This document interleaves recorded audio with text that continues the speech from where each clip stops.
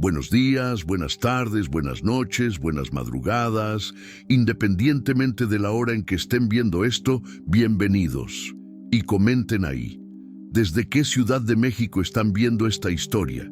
Y ojo, si esta historia les apareció, es porque merece ser escuchada. Así que suscríbanse al canal para no perderse ninguna otra como esta. El ganado se escondía debajo de los pocos mezquites que quedaban en el potrero. Yo sabía que era señal de lluvia, pero el cielo se resistía a soltar siquiera una gota. Aquí en el interior de Jalisco, cerca de Guadalajara, el tiempo engaña, promete agua y entrega solo polvo rojizo que se pega en la garganta. Hacía 3 años que Marta se había ido. 3 años que la casa se hizo demasiado grande para mí. Enrique Martínez, 56 años, viudo, sin hijos. La vida me enseñó que uno nace solo y muere solo, pero no me preparó para vivir solo en medio del camino. Me desperté antes de que cantara el gallo, como siempre. El café negro, amargo, sin azúcar.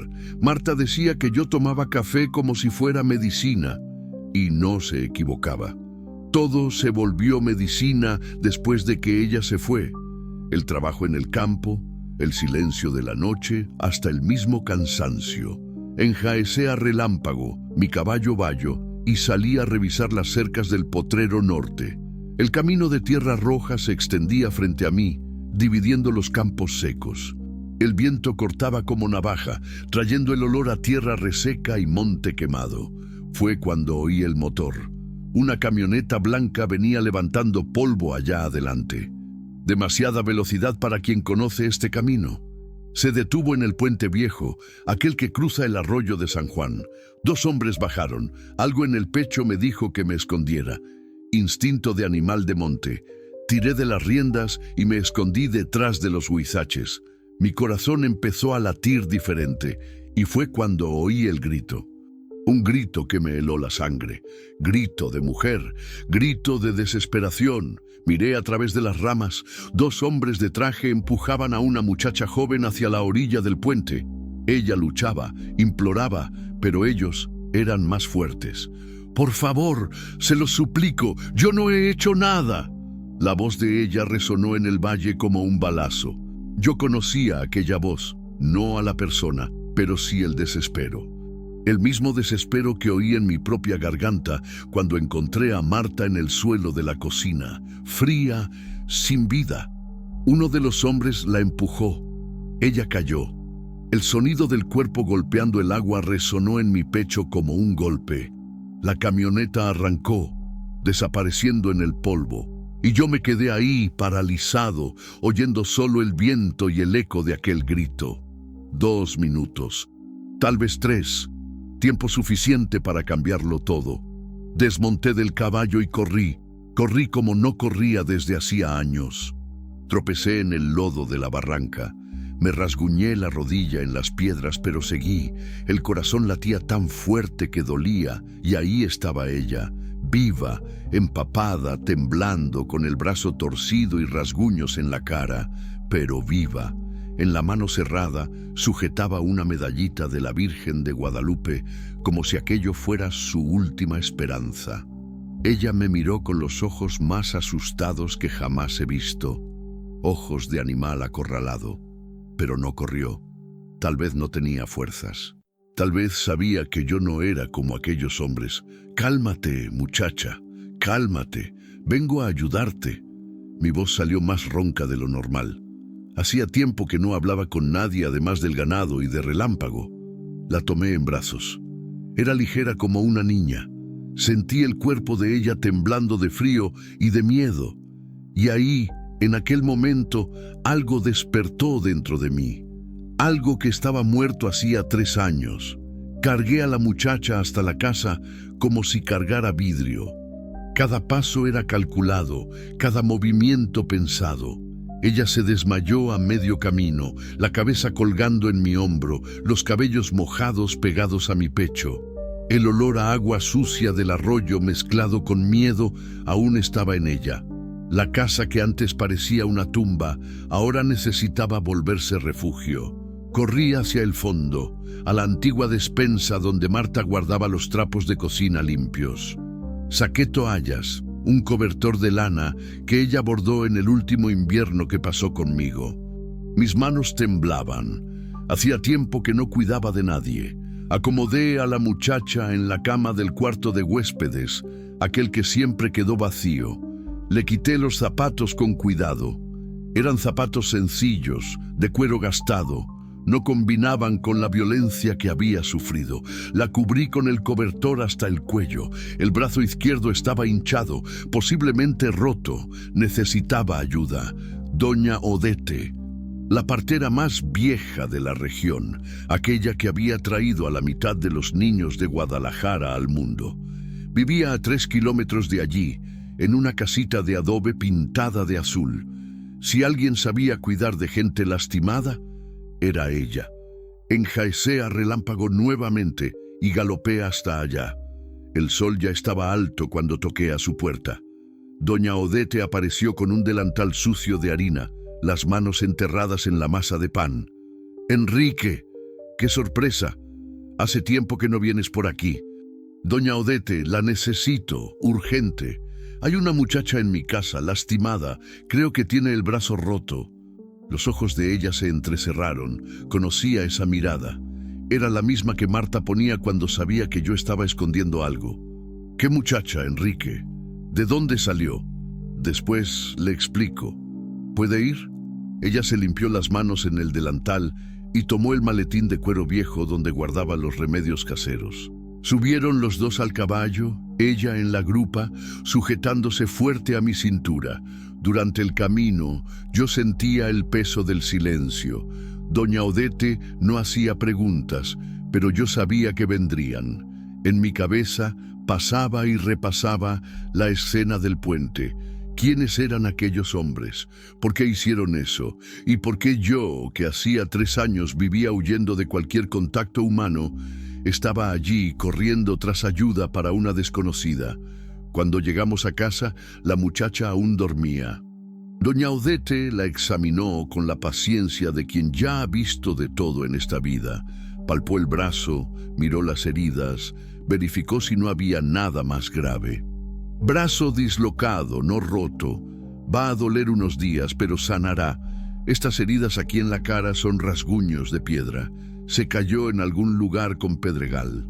Se cayó al arroyo de San Juan. Enrique». La voz de ella se puso seria. «Nadie se cae solo al arroyo de San Juan.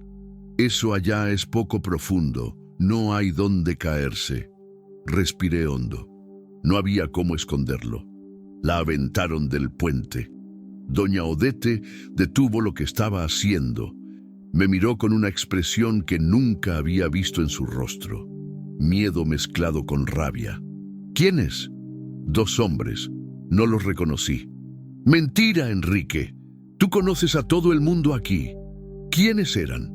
Miré a la muchacha durmiendo. Tan frágil ahí, tan pequeña. Doña Odete tenía razón. Yo sabía quiénes eran, o al menos sospechaba. Pero hablar significaba entrar en una guerra que yo no sabía si estaba preparado para enfrentar. Después hablamos de eso. Ahora ella necesita cuidado. Doña Odete colocó el brazo de la muchacha en su lugar con un movimiento rápido y preciso. Ella gimió, movió la cabeza, pero no despertó. Después, la partera limpió las heridas con agua tibia y aplicó una pomada que olía a árnica. Va a estar bien, pero necesita reposo y comida. Está demasiado delgada. Cuando doña Odete se fue, prometí que la llamaría si la muchacha empeoraba. Me quedé ahí, sentado en la silla al lado de la cama, observándola dormir. La medallita de la Virgen de Guadalupe brillaba en el pecho de ella, subiendo y bajando con la respiración. ¿Quién era ella? ¿De dónde venía? ¿Por qué alguien haría eso con una criatura tan indefensa? Las preguntas rondaban en mi cabeza como zopilotes sobre carroña, pero una cosa sí sabía. Aquella muchacha había removido algo dentro de mí, algo que yo creía que había muerto junto con Marta. Cuando el sol se puso, encendí el quinqué. La luz amarillenta danzaba en las paredes, creando sombras que parecían abrazar a la muchacha durmiendo. Por primera vez en 3 años, la casa no parecía vacía. Me dormí ahí mismo, en la silla, y soñé con Marta. Ella estaba en la cocina, haciendo café, sonriendo para mí. Pero cuando desperté, no fue el olor a café lo que sentí, fue el olor a miedo. La muchacha estaba despierta, encogida en la esquina de la cama, los ojos desorbitados de terror. Ella me miraba como si yo fuera uno de los hombres que la aventaron del puente. «Cálmate, muchacha, cálmate. No voy a hacerte daño». Mi voz salió más baja de lo normal. No quería asustarla más de lo que ya estaba. ¿Dónde estoy? La voz de ella era un susurro quebrado. «En mi casa. ¿Estás segura?» Ella miró alrededor, reconociendo el ambiente. Después me miró a mí, a mis ojos. Y debe haber visto algo ahí, porque el cuerpo de ella se relajó un poco. Usted me salvó». No era pregunta, era constatación, como si ella supiera instintivamente que yo no era una amenaza. «¿Cómo te llamas?» «Luisa Santos». «Yo soy Enrique Martínez. Esta es mi hacienda». Ella intentó sentarse, pero gimió de dolor. El brazo aún dolía. «No te esfuerces, estás lastimada». «Gracias». Ella apretó la medallita entre los dedos. «Muchas gracias». Y fue así como empezó nuestra conversación. Despacio, entre pausas de dolor y silencios cargados de miedo. Ella me contó que tenía 19 años, que vivía con su padre hasta que él murió, 6 meses atrás, que no tenía a nadie más en el mundo. Pero sobre los hombres que la aventaron del puente, ella no habló. No aún. Yo veía en los ojos de ella que había más historia ahí, mucho más. Y yo tenía tiempo. Por primera vez en 3 años, yo tenía tiempo para alguien además de mí mismo. Los días pasaron antes de que Luisa consiguiera levantarse de la cama. Yo pasaba las mañanas cuidando del ganado y las tardes sentado en el corredor, oyendo los sonidos que venían del cuarto. Ella lloraba bajito, creyendo que yo no oía, pero yo oía todo. Cada suspiro, cada gemido de dolor, cada vez que ella llamaba por alguien llamado papá en medio del sueño. En la tercera mañana, desperté con olor a café. Café de verdad, no aquella agua negra y amarga que yo hacía. Bajé a la cocina y ahí estaba ella, de pie, revolviendo una olla de atole de masa. El brazo aún estaba inmovilizado en un cabestrillo que yo mismo improvisé con un trapo, pero ella usaba la mano buena con maña de quien sabía cocinar. «Buenos días, don Enrique». «Buenos días. No tenías que haber hecho nada. ¿Aún te estás recuperando?» «Sí tenía». Ella me miró con firmeza. «Usted me salvó. Es lo mínimo que puedo hacer». Nos sentamos a comer en silencio. El atole estaba dulce, con canela, del modo en que Marta lo hacía, pero no me trajo tristeza. Trajo una sensación extraña, como si la casa hubiese vuelto a respirar. Don Enrique, ella revolvió el atole en la cuchara, sin coraje de mirarme. ¿Puedo preguntarle algo? ¿Puedes? ¿Usted tiene familia? Tuve. Mi esposa murió hace 3 años. Cáncer. Lo siento mucho. ¿Y tú? ¿Solo tenías a tu padre? Ella dejó de revolver el atole. Los ojos se llenaron de lágrimas. Solo a él. Mi madre murió cuando yo nací. Mi padre nos crió solo. ¿Nos? Yo y mi hermana mayor, pero ella se casó y se fue a Monterrey. Ya no me habla. Vi que era hora de acercarme más a la verdad, pero con cuidado, como quien se aproxima a un animal herido. Luisa, ¿puedes contarme qué sucedió aquel día? ¿Quiénes eran aquellos hombres? Ella soltó la cuchara. Las manos empezaron a temblar. Yo no sé si puedo. Tengo miedo. ¿Miedo de qué? De que vuelvan. De que le hagan a usted lo que querían hacerme a mí. ¿Querían hacerte qué? El silencio que se siguió fue pesado como plomo. Luisa se levantó de la mesa y fue hasta la ventana. Se quedó ahí, mirando hacia los campos, apretando la medallita entre los dedos. Mi padre trabajaba para la familia Mendoza. ¿Los conoce? Sentí la sangre helarse en las venas. Claro que los conocía. El coronel Mendoza era uno de los hombres más poderosos de la región. Dueño de 5 haciendas, diputado por 3 legislaturas, tentáculos en todo lugar que diera dinero o poder. Los conozco. Cuando mi padre murió, el coronel dijo que iba a cuidarme, que no necesitaba preocuparme por nada, que él me iba a dar trabajo, casa, comida. Parecía un ángel. Ella dio una risa amarga. Ángel, qué chiste. ¿Qué hizo él?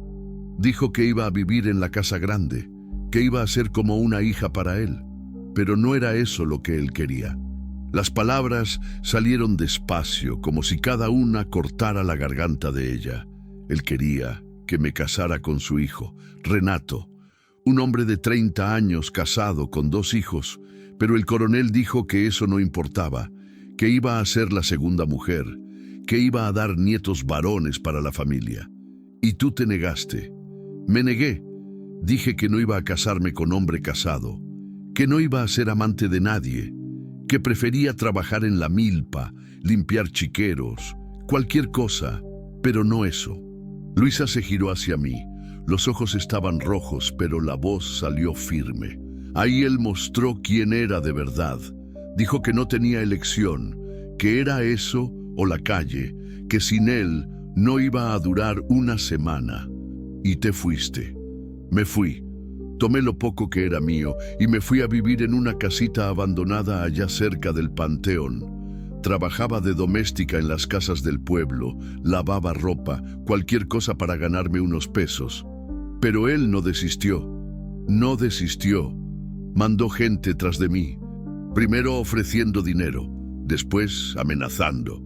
Decía que iba a acabar mal si no volvía, que muchacha bonita sola en el mundo no dura mucho. Ella volvió a la mesa, pero no se sentó. Se quedó de pie, apoyada en la silla.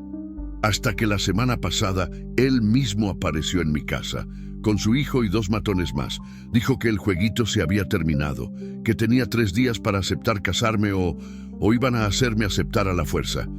Jesucristo. Yo huí. Tomé lo poco que tenía y salí por la madrugada. Pensé en irme a Monterrey a buscar a mi hermana, pero no tenía dinero para el pasaje. Fui caminando por la carretera, pidiendo aventón. Y ellos te encontraron. Me encontraron. Se pararon a mi lado y dijeron que iba a volver, queriendo o no, que si no era por las buenas, iba a ser por las malas. Me aventaron dentro de la camioneta. Luisa se sentó, finalmente. Las lágrimas caían silenciosas por su rostro. Me llevaron hasta el puente. Dijeron que tenía 2 opciones: volver y aceptar casarme o no volver a molestar a la familia Mendoza. Que muchacha terca de más, a veces necesita aprender la lección del modo difícil. Y te aventaron. El coronel mismo dijo: vamos a ver si aún prefieres la calle. Y me empujó. Me quedé en silencio. Dentro de mí, una rabia que no sentía hacía mucho tiempo empezó a crecer. Rabia de aquellos hombres, rabia de la cobardía, rabia de la impunidad. Luisa, ¿estás segura de que eran ellos? Sí, los conocía a todos, al coronel, a su hijo y a 2 matones que siempre andan con ellos. Tienes cómo probarlo. ¿Probarlo cómo? ¿Quién va a creerle a la palabra de una huérfana contra la palabra del coronel Mendoza? Ella tenía razón. Yo conocía aquella realidad. En el interior, palabra de pobre no vale nada contra palabra de rico. Aún más cuando el rico tiene a la mitad de los políticos en el bolsillo. Luisa, tienes que irte de aquí. Lo sé, pero no tengo a dónde ir. Sí tienes. Te quedas aquí conmigo hasta que encontremos una solución. Ella me miró sorprendida. Usted no entiende, ellos son peligrosos. Si descubren que estoy aquí, le van a hacer daño a usted también. Déjame preocuparme por eso. Pero don Enrique... Luisa, la miré a los ojos. Yo vi a esos hombres aventarte del puente. Yo vi que casi te mueres. Ahora estás aquí, en mi casa, segura. Y mientras estés aquí, nadie te va a lastimar. Nadie. Ella bajó la cabeza. Cuando la levantó, tenía algo diferente en la mirada. Ya no era miedo, era esperanza. ¿Por qué está haciendo esto usted? No me conoce, no me debe nada. Pensé en la respuesta, pensé en Marta, en los 3 años de soledad, en el vacío que cargaba en el pecho. Pensé en esa muchacha tan joven, tan sola, enfrentando al mundo con apenas una medallita de la Virgen de Guadalupe como protección. Porque a veces uno encuentra personas que necesitan ser salvadas. Y a veces, salvándolas, uno se salva también. Aquella noche, después de que Luisa se fue a dormir, me quedé en el corredor mirando las estrellas. Allá a lo lejos oía el sonido de los grillos cantando, pero también oía otro sonido. El sonido de una camioneta blanca pasando despacio por el camino, como si estuviera buscando algo o a alguien. Tomé la escopeta que estaba detrás de la puerta. Tenía la sensación de que nuestra paz no iba a durar mucho tiempo. La camioneta regresó al día siguiente. Y al otro, siempre al final de la tarde, pasando despacio por el camino, como sopilote rondando carroña. Yo fingía que estaba arreglando la cerca, pero mi ojo no se apartaba de aquellos hombres. Ellos me vieron también. Sabían que yo sabía. Luisa percibió mi nerviosismo. Dejó de salir al patio durante el día. Se quedaba dentro de la casa, siempre cerca de las ventanas del fondo, lista para correr al monte si era necesario. El miedo regresó a los ojos de ella. «¿Saben que estoy aquí, verdad?», me preguntó el jueves, mientras pelaba yuca para hacer buñuelos. «Lo saben. Debía irme. No te vas a ir a ningún lado». Pero por dentro, yo sabía que tenía razón. La situación se estaba volviendo insostenible. El coronel Mendoza no era hombre de aceptar desplantes. Si él quería a Luisa de vuelta, no iba a desistir fácil. Fue un viernes por la tarde que vinieron. Yo estaba sacándole leche a la mimosa cuando oí el ruido de motor acercándose. No era el pasar lento de los otros días. Era sonido de quien venía con prisa, con rabia. 2 camionetas se pararon enfrente de la casa. 6 hombres bajaron. Reconocí al coronel al frente, un hombre bajo y gordo, de sombrero de cuero y barriga prominente. Al lado de él, un muchacho alto y flaco que debía ser el hijo. Los otros 4 eran matones, hombres duros, acostumbrados a resolver problemas a la fuerza. Salí del corral con la escopeta en la mano. No apunté a nadie, pero dejé bien claro que estaba allí. «Buenas tardes, coronel». «Buenas tardes, Enrique». La voz de él era calma, pero los ojos eran fríos como hielo. «Vine aquí para resolver un malentendido». «¿Qué malentendido?» «Estás dando refugio a una propiedad mía». «¿Propiedad?»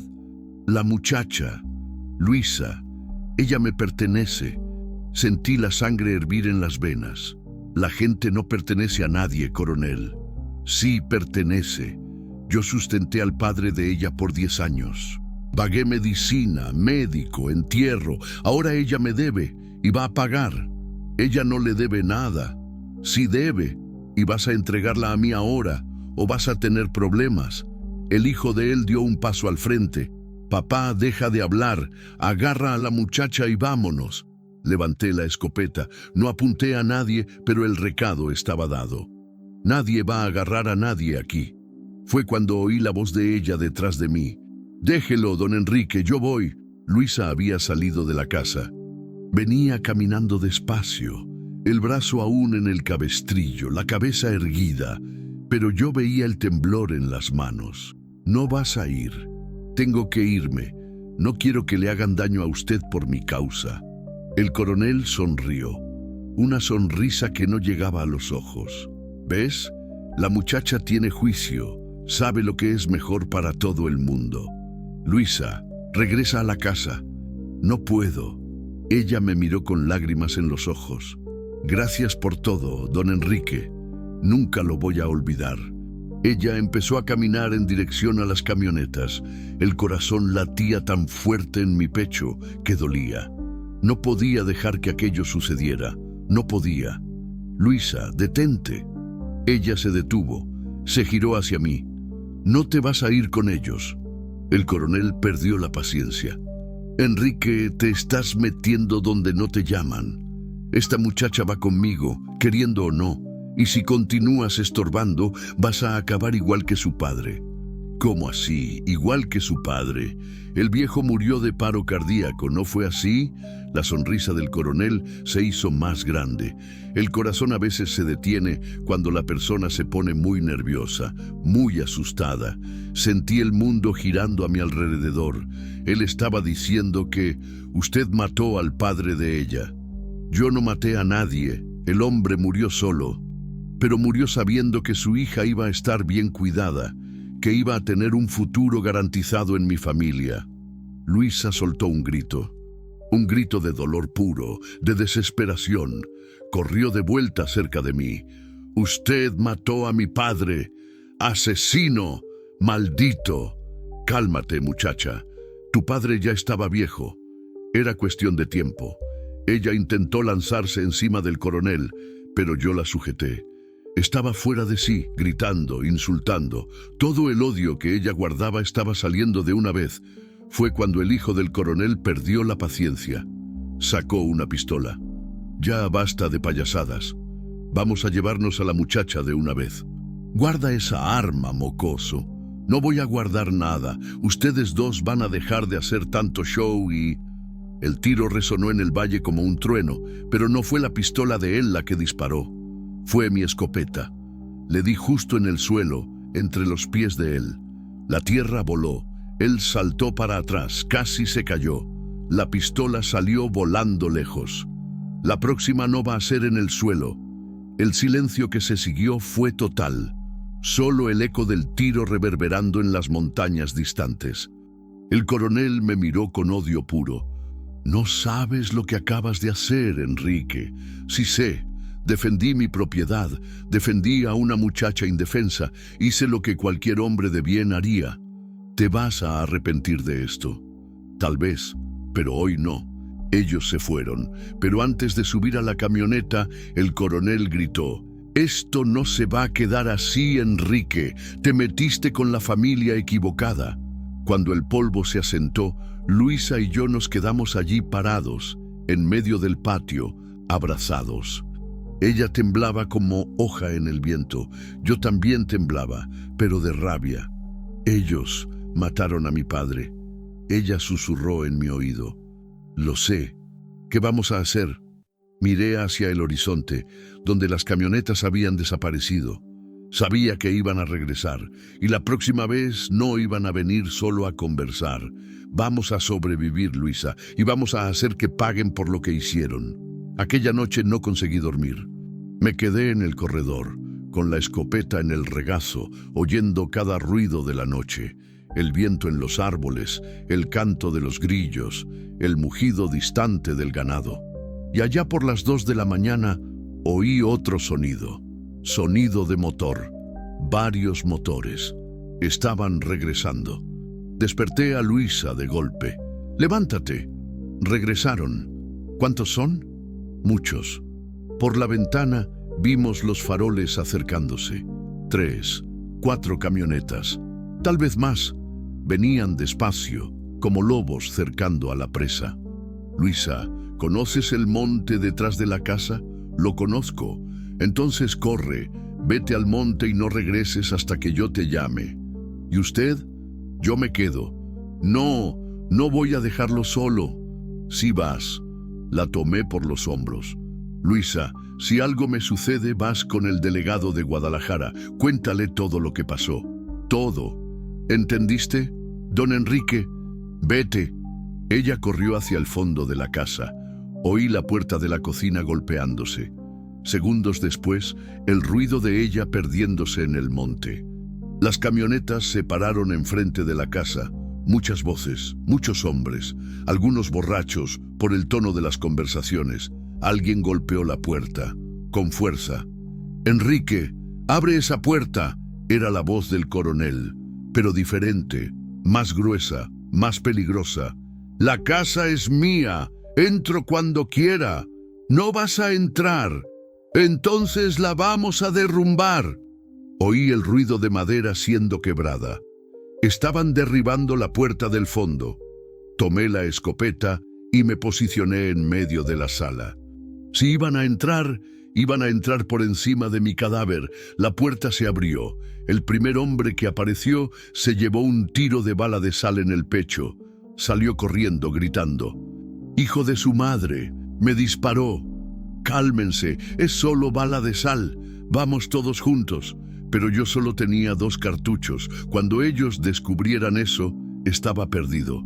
Fue cuando oí un sonido que nunca voy a olvidar. Sirena de policía. Los hombres se detuvieron. Susurraron entre ellos.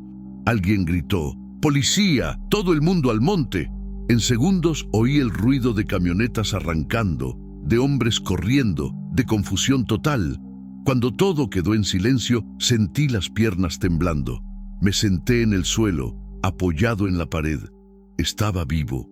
No sabía cómo, pero estaba vivo. La puerta de la entrada se abrió. Entró un policía militar que yo conocía, el sargento Pérez, hombre bueno, honesto. «Don Enrique, ¿está todo bien?». «Estoy vivo». Doña Odete nos llamó. Dijo que había visto mucho movimiento sospechoso aquí. Vino corriendo a avisar en la delegación. Doña Odete, la partera. Ella había percibido el peligro y llamado por ayuda. «¿Dónde está la muchacha?», preguntó el sargento. «En el monte, escondida». Salí al fondo y grité: «Luisa, ¿puedes venir?». Llegó la policía. Ella apareció entre los árboles, sucia de tierra, con hojas en el pelo, pero viva, entera. Corrió hacia mí y me abrazó como si fuera la última persona en el mundo. Pensé que lo habían matado. «Todavía no, muchacha. Todavía no». Aquella madrugada le contamos todo al sargento Pérez. Él oyó en silencio tomando notas. Cuando terminamos, él movió la cabeza. «Esto es caso para la Policía Federal.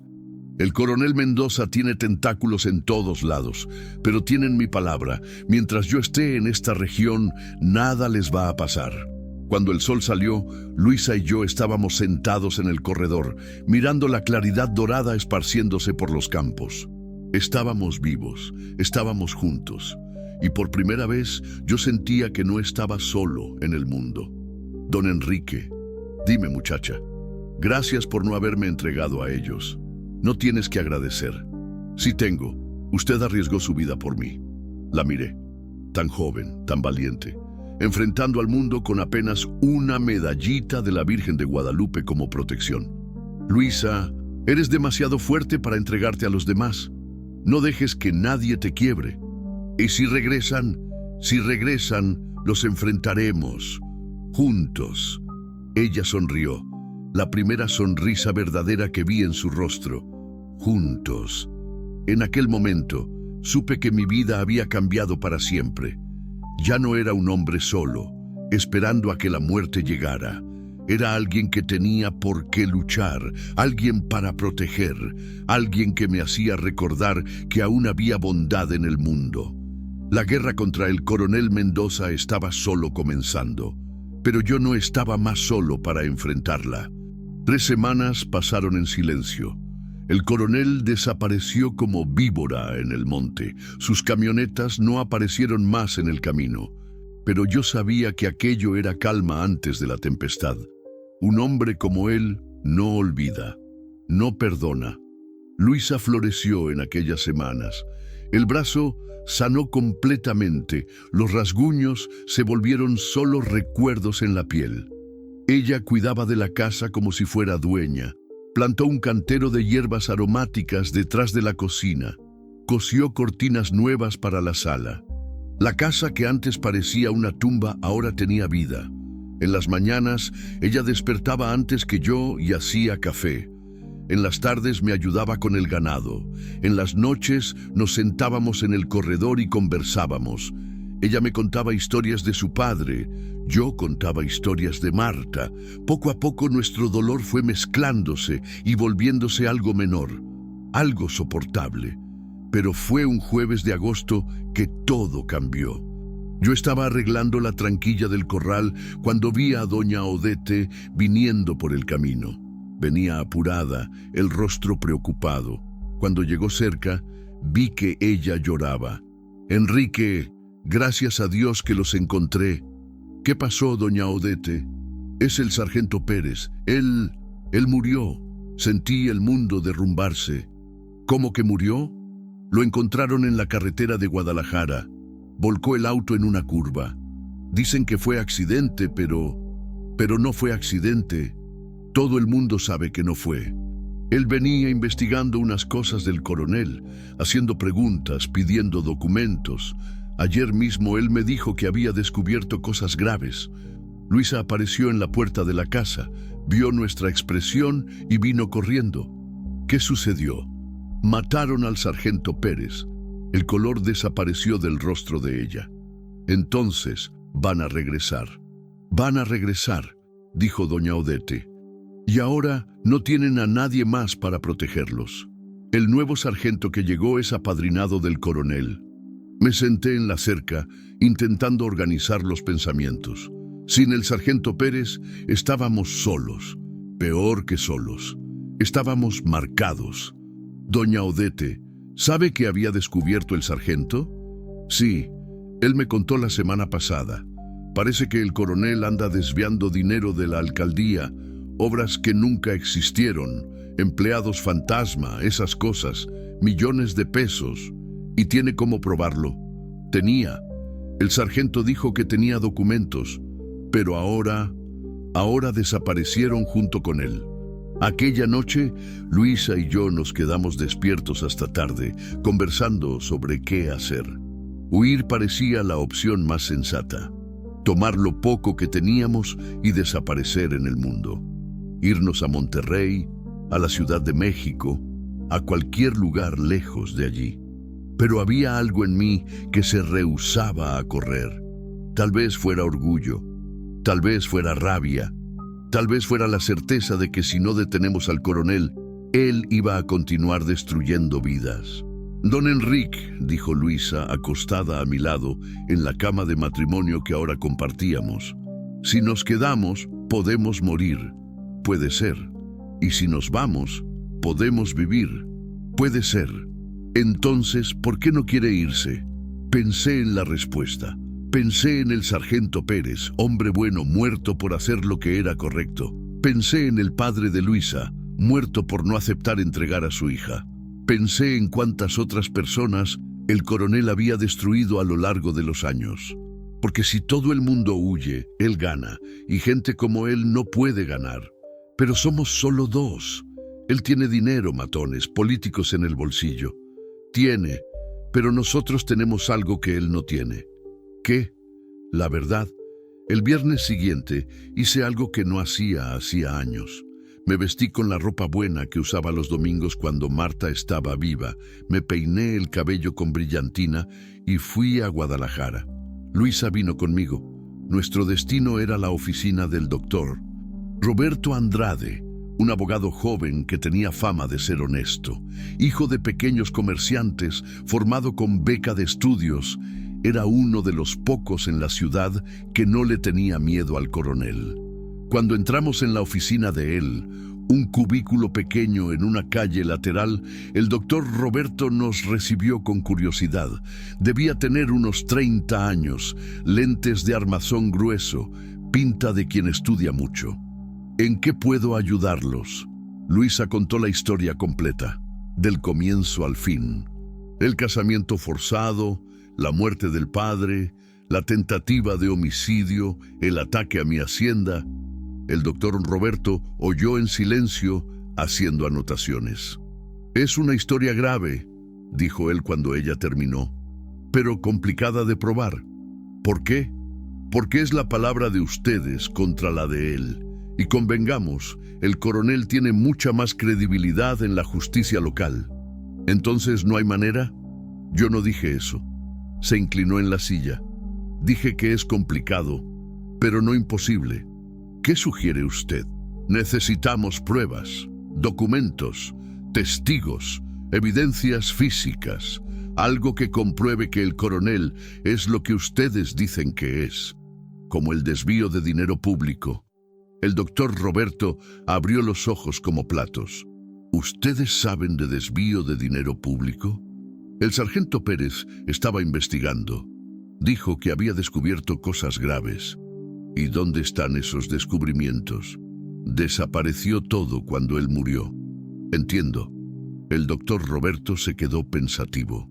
Pero si el sargento lo descubrió una vez, significa que las evidencias aún existen. Es solo saber dónde buscar. ¿Usted aceptaría ayudarnos? Aceptaría. Pero necesitan entender, si nos metemos con el coronel Mendoza, no hay vuelta atrás. Es guerra total.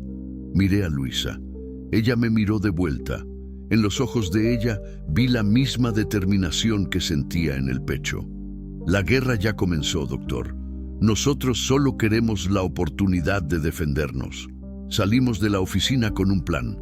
El doctor Roberto iba a investigar los contratos de la alcaldía de los últimos 5 años.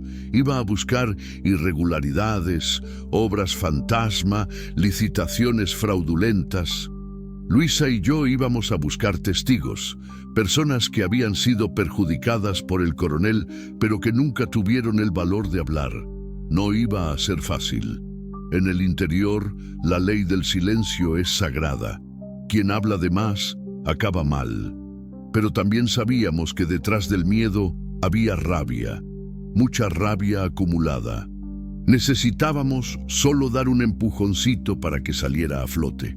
Comenzamos con doña Concepción, una señora de 70 años que vivía en una casita a la orilla del río. Ella había perdido a su marido en una obra del coronel. Oficialmente fue accidente de trabajo, no oficialmente fue negligencia pura. Yo sé que fue culpa de él, dijo doña Concepción, sirviendo café en una taza despostillada. Mi Antonio me contó que la obra era una porquería. Cemento débil, fierro viejo, todo para economizar. Cuando la pared se derrumbó, mató a 3 hombres. ¿Usted denunció? Denuncié. Pero el coronel dijo que iba a cuidar de la familia de los muertos. Dio una pensioncita para cada una. Insignificante, pero era mejor que nada. Y ahora la pensión se acabó. Dicen que no hay más dinero. Pero yo veo al coronel construyendo casa nueva, comprando coche nuevo. Dinero hay. Para lo que le interesa a él, siempre hay. Doña Concepción aceptó dar testimonio. Fue la primera de muchos. En los días siguientes recorrimos la región entera. Conversamos con ex empleados de la alcaldía despedidos sin justa causa, con comerciantes que tuvieron que pagar mordida para conseguir la licencia, con familias expulsadas de sus tierras para dar lugar a los emprendimientos del coronel. A cada testimonio, el retrato quedaba más claro. El coronel Mendoza no era solo un hombre poderoso, era un criminal. Un bandido de cuello blanco que robaba de las arcas públicas y pisoteaba a cualquiera que estorbara sus negocios. Pero fue cuando conversamos con don Ademir, ex contador de la alcaldía, que tuvimos la revelación más importante. «Yo tengo las pruebas», dijo él, mirando para todos lados, como si alguien pudiera estar escuchando. Guardé copia de todo antes de ser despedido. Sabía que un día iba a necesitarlo. ¿Qué tipo de pruebas? Planillas falsas, notas fiscales de empresas que no existen, transferencias bancarias sospechosas, todo. ¿Por qué usted nunca denunció? Porque tengo familia, tengo miedo. Pero después de lo que sucedió con el sargento Pérez, ¿usted aceptaría entregar esas pruebas al doctor Roberto? Don Ademir se quedó en silencio por largos segundos. Cuando habló, la voz estaba temblorosa. Si ustedes garantizan que mi familia va a estar protegida, yo las entrego. Lo garantizamos. Aquella noche regresamos a casa con una carpeta llena de documentos.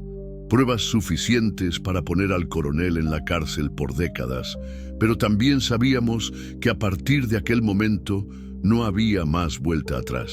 Luisa, dije yo, guardando los documentos en un escondite detrás del fogón de leña, ¿estás segura de que quieres hacer esto?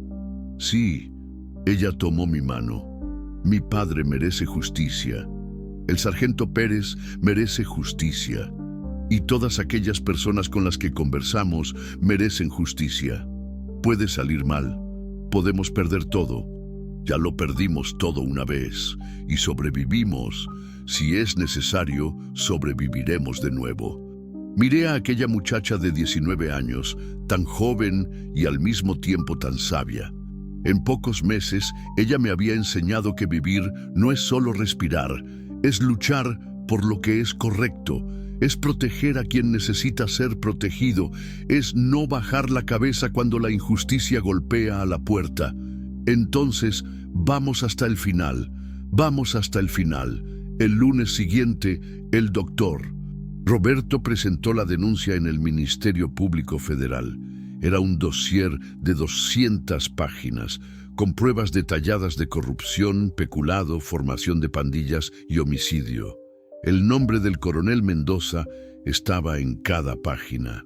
Cuando la noticia llegó a oídos de él el martes, la reacción fue inmediata. A las 8 de la noche estábamos cenando cuando oímos el ruido de motores. Muchos motores. Miré por la ventana y vi por lo menos 10 camionetas cercando la casa. Luisa, vete al cuarto y enciérrate. No voy a dejarlo solo. Vete. Ella obedeció a regañadientes. Tomé la escopeta y me posicioné en la sala. Esta vez no había sargento Pérez para salvarme. Esta vez estaba por mi cuenta. Alguien gritó allá afuera: ¡Enrique! Tienes 10 segundos para entregar los documentos. ¡10 segundos! No tengo ningún documento. Mentiroso. 5 segundos. Pueden contar hasta 1000. No voy a entregar nada. El silencio que siguió fue mortal. Sabía que iban a atacar. Sabía que esta vez no venían solo a conversar. Fue cuando oí el sonido que me salvó. Helicóptero. Un helicóptero de la Policía Federal aterrizó en medio del patio, levantando una nube de polvo. 10 hombres saltaron, todos armados, todos con chalecos antibalas. Las camionetas del coronel arrancaron como cucarachas cuando se enciende la luz. El delegado federal que entró en mi casa era un hombre serio, de unos 40 años. Don Enrique, soy el delegado Moreira de la Policía Federal. Recibimos su denuncia. Vinimos aquí a garantizar su seguridad y a prender al coronel Mendoza. Él no está aquí. Lo sé, pero sabemos dónde está. Aquella madrugada asistimos desde el corredor a la operación que cambió la historia de la región. El coronel Mendoza fue preso en casa, en pijama, enfrente de su familia. Junto con él fueron presos su hijo, los matones y 3 diputados más involucrados en el esquema. El dinero desviado fue estimado en más de 20 millones de pesos. Cuando el sol salió, Luisa y yo estábamos libres. Finalmente, libres. Se acabó. Susurré en el oído de ella. Se acabó, respondió ella, llorando de alivio. Pero yo sabía que no había acabado. Había comenzado una vida nueva, una vida donde la justicia había vencido, donde 2 personas que se encontraron a la orilla de un río consiguieron cambiar el destino de una ciudad entera. Una vida donde el amor había encontrado una forma de crecer en medio del dolor. 6 meses después de la prisión del coronel, desperté con olor a pastel de elote. Era domingo, y Luisa se había levantado temprano para hacer el café especial. Hacía eso todas las semanas, desde que la vida había vuelto a la normalidad, o a lo que sería nuestra nueva normalidad. La casa estaba diferente, no solo por las cortinas nuevas o por los floreros en el corredor. Estaba diferente porque tenía vida latiendo dentro de ella. Risas, conversaciones, planes para el futuro. Cosas que yo creía que nunca más iba a tener. Buenos días, don Enrique. Buenos días, mi flor. Ella sonrió cuando dije eso. Había comenzado a llamarla así algunas semanas atrás, sin percibirlo. Las palabras salieron solas y a ella le gustó. Dijo que nunca nadie le había dado un apodo cariñoso. Nos sentamos en la mesa de la cocina, como hacíamos todas las mañanas hacía medio año. Pero aquella mañana había algo diferente en el aire, una expectativa, una energía que yo no conseguía descifrar. «Don Enrique, ¿puedo hablar una cosa con usted?» «Claro. Es sobre el dinero». Algunas semanas antes, habíamos recibido una noticia inesperada. El Ministerio Público había conseguido recuperar gran parte del dinero robado por el coronel, y una ley federal determinaba que parte de ese dinero fuera devuelto a las víctimas del esquema. Doña Concepción recibió una indemnización por su marido. Don Ademir fue reconocido como informante y ganó una gratificación. Y nosotros, por haber sido los denunciantes principales, recibimos una cantidad considerable. No era una fortuna, pero era suficiente para cambiar nuestras vidas. ¿Qué pensaste tú? Pensé en hacer algo bueno con ese dinero, algo que ayude a otras personas. ¿Qué tipo de cosa? Ella se levantó de la mesa y fue hasta el cajón donde guardábamos los papeles importantes. Regresó con una hoja de cuaderno escolar, toda garabateada con la letra de ella. ¿Me lees? Es un proyecto. Ella abrió la hoja en la mesa. Un lugar para acoger a muchachas que pasaron por lo que yo pasé. Muchachas huérfanas, sin familia, en situación de riesgo. Sentí el corazón acelerarse. Continúa. Podía ser aquí mismo, en la hacienda. Construimos algunas casitas en el fondo. Hacemos una huerta grande para enseñarles a plantar. Montamos un taller de costura. Damos educación, profesión, dignidad. ¿Y cómo pensaste llamarlo? Proyecto Flores del Campo. Miré a aquella muchacha que 6 meses antes había llegado a mi vida casi muerta, desesperada, sin perspectiva ninguna. Y ahora estaba allí, haciendo planes para salvar a otras muchachas como ella. Era como si el dolor que ella había sufrido se hubiese transformado en fuerza para ayudar a los otros. Es una idea hermosa, Luisa. ¿Usted aceptaría? Aceptaría cualquier cosa que propusieras. Aun si significa la casa llena de gente, ruido, desorden, mucho trabajo. Miré alrededor de nuestra cocina.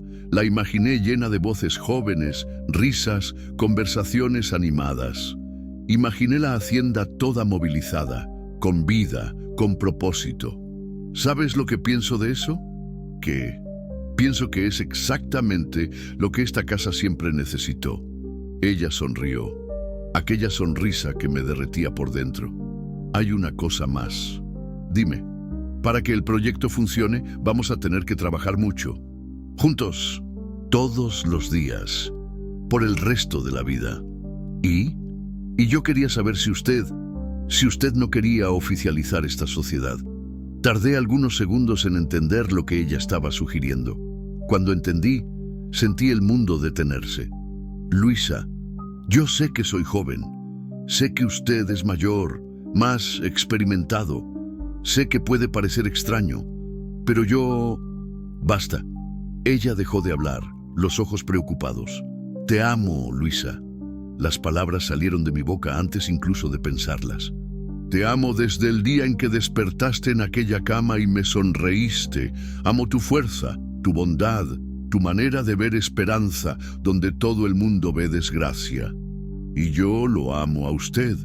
La voz de ella era firme, sin titubeos. Amo al hombre que me salvó del agua.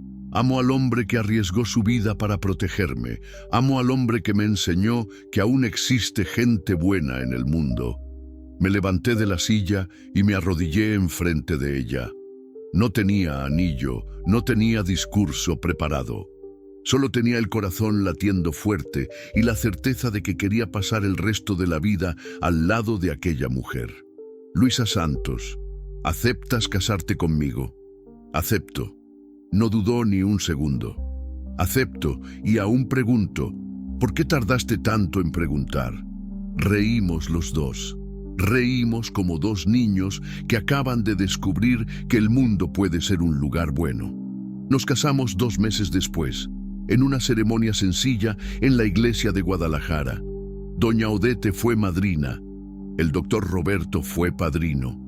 La mitad de la ciudad compareció, incluyendo a todas las personas que habían dado testimonio contra el coronel. Era como si estuvieran celebrando no solo nuestro casamiento, sino la victoria de la justicia contra la opresión. El proyecto Flores del Campo comenzó 3 meses después del casamiento. Construimos 4 casitas pequeñas en el fondo de la propiedad. Montamos una sala de clases en un área cubierta. Hicimos una huerta comunitaria. Instalamos máquinas de costura en un taller improvisado. La primera muchacha llegó una mañana de diciembre. Se llamaba Ana, tenía 15 años. Había huido de casa después de que su padrastro intentó abusar de ella. Llegó desconfiada, lastimada por dentro, los ojos duros de quien ya había visto demasiado. Pero poco a poco, ella fue abriéndose. Aprendió a plantar tomate y lechuga, aprendió a coser, volvió a estudiar. Y principalmente aprendió que había adultos en el mundo en quienes podía confiar. Después de Ana, vino Joana. Después de Joana, María. Después de María, Concepción. Una tras otra, muchachas quebradas que llegaban a nuestra hacienda cargando dolor y salían cargando esperanza. Hoy, 2 años después, el proyecto acoge a 14 muchachas. La hacienda que antes era silenciosa, ahora está llena de vida. Por la mañana temprano, despierto con el ruido de las muchachas corriendo por el patio, gritando unas con las otras, riendo alto. Es el sonido más bonito que he oído en la vida. Luisa se volvió una especie de madre para todas ellas. Enseña costura, da consejos, cuida de los machucados del alma con la paciencia de quien ya pasó por eso. Y yo me volví el padre que algunas de ellas nunca tuvieron. Enseño a trabajar con el ganado, a arreglar cercas, a conducir el tractor viejo que compramos con el dinero de la indemnización. A veces, en las noches de domingo, cuando las muchachas están todas recogidas y la hacienda queda quieta, Luisa y yo nos sentamos en el corredor y conversamos sobre cómo la vida es imprevisible, cómo un encuentro casual puede cambiar el destino de 2 personas, cómo el dolor, cuando es compartido, se vuelve fuerza, cómo el amor puede brotar en los lugares más inesperados. ¿Te acuerdas del día en que nos conocimos?, preguntó ella en una de esas noches, la cabeza apoyada en mi hombro. ¿Cómo olvidarlo? Si alguien me dijera aquel día que yo iba a ser feliz, que iba a tener una familia, que iba a ayudar a otras muchachas a recomenzar, yo diría que la persona estaba loca. Y yo, si alguien me dijera que iba a volver a amar, diría lo mismo. ¿Usted cree que fue coincidencia, que nos encontráramos de aquel modo? Miré hacia el cielo estrellado. Recordé a Marta, que siempre decía que no existía la coincidencia, solo el destino arreglándose. Recordé al padre de Luisa, que murió creyendo que su hija iba a estar bien. Recordé al sargento Pérez, que murió luchando por la justicia. No sé si fue coincidencia, pero sé que fue la cosa más importante que ha pasado en mi vida. En nuestra vida. En nuestra vida. Aquella noche, Luisa me dio una noticia que cambió todo de nuevo. Estaba embarazada. Íbamos a tener un hijo. Un niño que iba a crecer en una casa llena de amor, en una hacienda llena de muchachas a las que llamaría hermanas, en un mundo donde la justicia y la bondad habían vencido al miedo y a la maldad. ¿Cómo vamos a llamarlo?, pregunté, con la mano en la barriga aún lisa de ella. Si es niña, Esperanza; si es niño, Enrique. ¿Por qué? Esperanza, porque fue eso lo que usted me dio cuando me sacó de aquella agua. Y Enrique, porque fue el nombre del hombre que me enseñó que aún vale la pena creer en las personas. Hoy, cuando me levanto por la mañana y veo esta hacienda llena de vida, cuando oigo a las muchachas riendo en la huerta, cuando veo a Luisa enseñándole a una de ellas a hacer punto de cruz, cuando siento a mi hijo pateando en la barriga de su madre, yo entiendo una cosa que tardé 56 años en aprender. La vida no es sobre lo que sucede con nosotros, es sobre lo que nosotros hacemos con lo que sucede con nosotros. 2 minutos. Fue solo eso lo que me llevó a decidir salvar a una muchacha que se estaba ahogando. 2 minutos que cambiaron no solo la vida de ella y la mía, sino la vida de 14 muchachas que hoy tienen un lugar seguro para recomenzar. 2 minutos que transformaron una hacienda silenciosa en un lugar lleno de esperanza. A veces me pregunto cuántas personas pasan por la vida de uno pidiendo auxilio. ¿Cuántas veces uno tiene la oportunidad de ser la diferencia en la vida de alguien? ¿Cuántas veces uno escoge mirar para otro lado, fingir que no vio, seguir adelante? Yo casi hice eso. Casi me escondí detrás de aquellos huizaches y dejé que los hombres se llevaran a Luisa. Casi escogí la seguridad de la omisión en vez del riesgo de la compasión. Pero algo dentro de mí, algo que yo creía que había muerto junto con Marta, me hizo correr hacia la orilla de aquel arroyo. Me hizo cargar a una desconocida dentro de mi casa. Me hizo escoger el amor en vez del miedo. Y esa elección, hecha en 2 minutos de desesperación, me dio una vida entera de alegría. Hoy por la mañana desperté con Luisa llamándome desde la cocina. Había hecho café nuevo y pastel de elote. Las muchachas ya estaban despiertas, haciendo ruido en el patio. El ganado mugía allá en el potrero. El sol entraba por la ventana, dorado y caliente. «Don Enrique, venga, el café se está enfriando». «Ya voy, mi flor». Me levanté de la cama despacio. Miré por la ventana y vi a Esperanza, nuestra hija de 1 año, gateando por el patio, cercada por las muchachas mayores que se peleaban para ver quién iba a cuidarla. Vi la huerta verdecita, las matas de tomate cargadas, las gallinas escarbando entre los canteros. Vi vida, mucha vida, y entendí que aquella agua sucia del arroyo de San Juan casi no se había llevado a Luisa. La había traído para mí, había traído a todas ellas para mí. Había traído la vida de vuelta para una casa que estaba muriendo de soledad, porque a veces es así como el destino funciona. A veces él viene disfrazado de tragedia, a veces él llega en la forma de gente quebrada, necesitando ser juntada de nuevo. A veces él toca a la puerta cuando uno menos espera, pidiendo apenas una cosa, que uno escoja el amor. Siempre el amor. Aun cuando duele, aun cuando es peligroso, aun cuando es más fácil cerrar los ojos y seguir adelante. Porque al final de cuentas, no son los grandes gestos los que cambian el mundo. Son los pequeños momentos de bondad, los 2 minutos de valentía, las elecciones sencillas que hacemos cuando nadie está mirando. Como la elección de saltar a un río para salvar a una desconocida, como la elección de abrir la puerta de casa para quien no tiene a dónde ir, como la elección de creer que todo el mundo merece una segunda oportunidad. Esas elecciones, hechas en el silencio del corazón, son las que construyen un mundo mejor, un amor a la vez, una vida a la vez, una esperanza a la vez. Y cuando llegue mi hora de partir de este mundo, quiero ser recordado no como el hombre que casi desistió de vivir, sino como el hombre que escogió recomenzar, que escogió amar a una muchacha tirada en el agua, que escogió transformar su dolor en fuerza para cuidar de otras personas.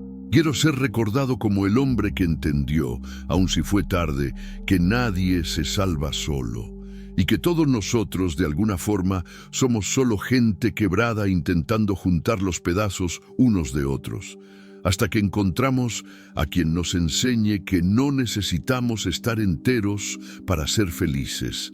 Basta con que estemos juntos, porque al final de cuentas no son los grandes gestos los que cambian el mundo. Son los pequeños momentos de bondad, los 2 minutos de valentía, Las elecciones sencillas que hacemos cuando nadie está mirando, como la elección de saltar a un río para salvar a una desconocida, como la elección de abrir la puerta de casa para quien no tiene a dónde ir, como la elección de creer que todo el mundo merece una segunda oportunidad. Esas elecciones, hechas en el silencio del corazón, son las que construyen un mundo mejor, un amor a la vez, una vida a la vez, una esperanza a la vez.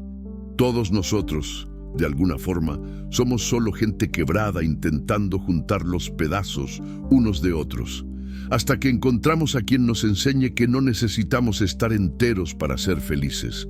Basta con que estemos juntos.